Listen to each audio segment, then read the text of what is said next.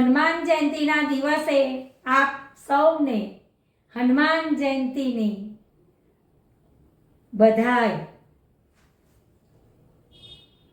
હનુમાન જયંતીના દિવસે દરેક જણ ભગવાનની ખૂબ ભક્તિ કરે છે અને લોકો અલગ અલગ રીતે ભક્તિ કરી અને હનુમાન દાદાને પ્રસન્ન કરે છે. હનુમાન દાદા એ ચિરંજીવ છે. એ પહેલાં પણ હતા ને આજે પણ છે. એટલે જો આપણે બધા ભક્તો ભગવાનની જો ભક્તિ કરીએ તો ભગવાન હંમેશા આશીર્વાદ આપે છે. હનુમાન ચાલીસામાં એક એક લીટી એવી છે કે જે તમે એ ભક્તિ કરો એ લીટીની તો તમે એ બધું જ તમારે દુઃખ દર્દ જાય છે, બુદ્ધિ આપે છે ભગવાન, વિદ્યા આપે છે અને આપણા કષ્ટો હરે છે. હનુમાન દાદાની ભક્તિ કરવાથી મનુષ્ય ભૂત પ્રેત બાધા એ બધા દર્દોથી દુઃખ કરે છે ભગવાન અને ભય પામે, ભય દૂર થાય છે. ભગવાનની ભક્તિથી ભય દૂર થાય છે. હનુમાન દાદા જયંતીના દિવસે, હનુમાન જયંતીના દિવસે ભગવાનને ગોળ, ચણા, કેળું અને નારિયેળ એ બધું હનુમાન દાદાને ખૂબ ગમે છે. અને ગોળ અને ચણા એ વાંદરાને પણ બધા ખવડાવે છે. ભગવાન તે દિવસે ખૂબ પ્રસન્ન રહે છે અને ભક્તો પર પણ ખૂબ આશીર્વાદ આપે છે.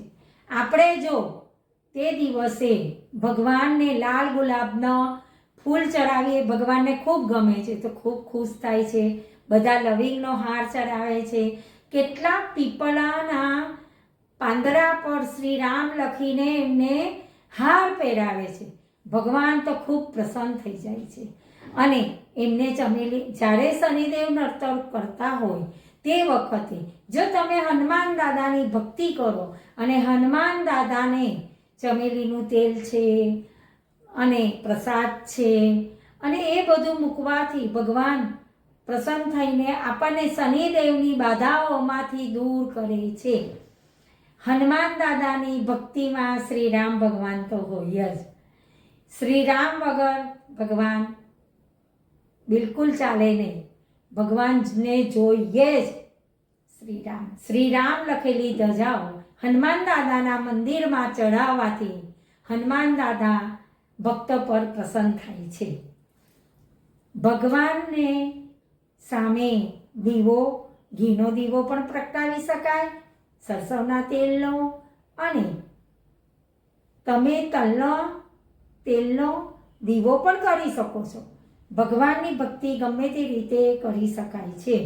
ભગવાન ખૂબ પ્રસન્ન રહીને ભક્તોના દુઃખ દૂર કરે છે. સીતા માતા ખૂબ પ્રસન્ન થઈ ગયા હતા તે વખતે એમણે એક હીરા જડેલો હાર આપ્યો હતો, માળા આપી હતી. હનુમાન દાદાએ બધા મણકા તોડ્યા અને સોયધા તો શ્રી રામ મહિલા નહીં. એ લખેલું નહોતું એટલે સીતા મૈયાને કીધું કે હે માં, મારે તો આ ધન દોલત કંઈ કામની નથી. મારા એ મણકા પર શ્રી રામ નથી તો મારે આ ધન કંઈ કામનું નહીં. અને એવા ભક્ત હતા, એ એવા પ્રકારના ભક્ત હતા કે શ્રી રામના પરમ ભક્ત હતા. શ્રી રામની જે દિવસે આપણે હનુમાન દાદાની ભક્તિ કરીએ તો શ્રી રામને પણ યાદ કરવા જ પડે. ભગવાન તો ખૂબ ખુશ થાય છે. આપણે ઘણી રીતે, જુદી જુદી રીતે આપણે ભગવાનની ભક્તિ કરીએ છીએ. ભગવાનને પ્રસાદમાં મીઠાઈ પણ ખૂબ ગમે છે અને બુંદીના લાડવા તો બહુ ગમે છે અને પેલા લાડવા પણ ખૂબ ગમે છે, ઘઉંના લાડુ બી બહુ ગમે છે. તો એ રીતે આપણે ભગવાનની ભક્તિ કરીને પ્રસાદ ધરાવવા જોઈએ. ચમેલીનું તેલ તમે કાયમ મૂકો દર શનિવારે તો પણ ખૂબ સરસ. શનિવાર આ હનુમાન જયંતીના દિવસે તમે કેટલી પણ ભક્તિ કરો ભગવાન એના પર રાજી રહેશે. બીજું કે હનુમાન દાદાને આ જયંતિ એટલે ઉજવાય છે કારણ કે ચિરંજીવ છે ભગવાન, અને આ દિવસે એમનો જન્મ છે અને મંગળવારે જન્મ થયેલો, અને આ વખતે તો વળી મંગળવારે જ હનુમાન જયંતિ છે. એટલે ખૂબ સરસ યોગ છે અને આપણે સૌ ભગવાનની ભક્તિ કરીને ભગવાનને રાજી કરીને આપણે આશીર્વાદ મેળવીએ. જય શ્રી રામ, જય હનુમાન દાદા.